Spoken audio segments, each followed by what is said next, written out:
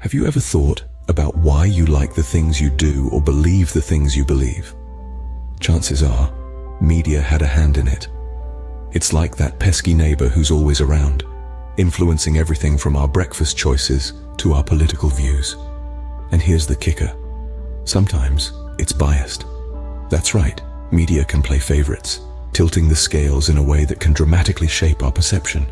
So, when it comes to shaping our worldviews, media is the puppet master. Ever notice how some communities always seem to get a bad rap in the media? That's no accident. Media stereotypes, like a well-oiled rumor mill, churn out distorted images that can taint our perception. It's like a nasty game of telephone where the oppressed are always the punchline.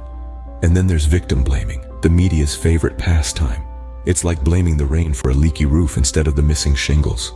We're essentially being taught to hate the oppressed. But what about the oppressor? When the oppressor does wrong, why does the media often paint them in a favorable light? Well, it's simple. The media plays a crucial role in legitimizing the actions of the powerful. They can conveniently downplay systemic injustices, making the oppressor appear less culpable. Remember when the big corporation got a slap on the wrist for a major scandal? Or when a politician's controversial policy was spun as bold?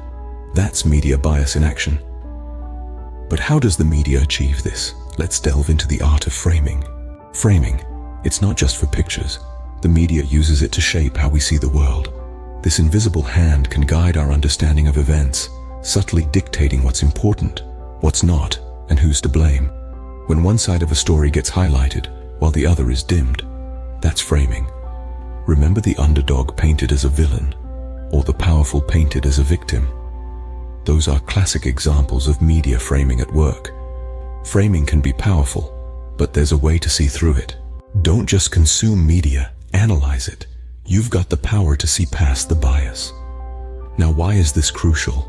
Well, being a critical media consumer helps us differentiate between fact and fiction, and between objective reporting and skewed narratives. So how do we do this? Simple. Question everything.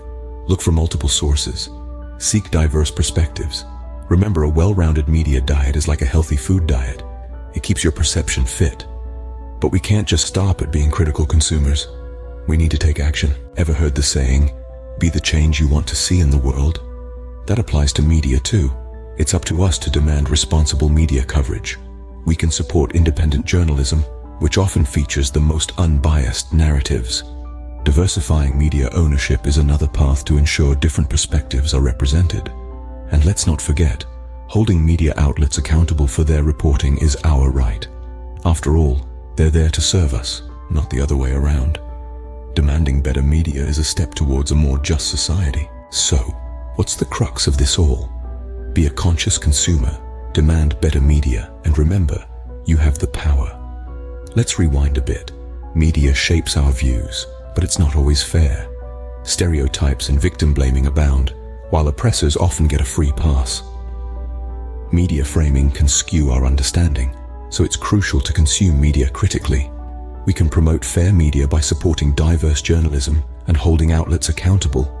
Let's strive for a more just and equitable society. Don't forget to subscribe to The Pinnacle Path for more insights. See you next time.